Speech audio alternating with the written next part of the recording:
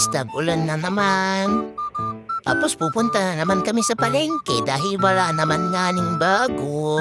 Tapos bibili na naman kami ng manok, baboy, araw-araw manok.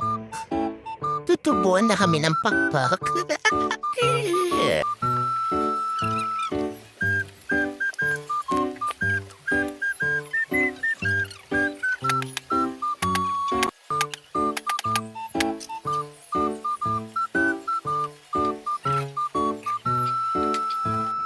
Siyempre, mahal, ito na nga, bibili na kami ng nyog. Hulaan niyo kung anong lulutuin namin na may nyog. A few moments later. Tapos bibili kami ng sitaw, ng pitsay. Ayon, hulaan niyo kung ano yun. Dito bumalik ulit siya kasi daw, yung kay Manong walang pitsay. Kaya bumalik kami dito sa may looban.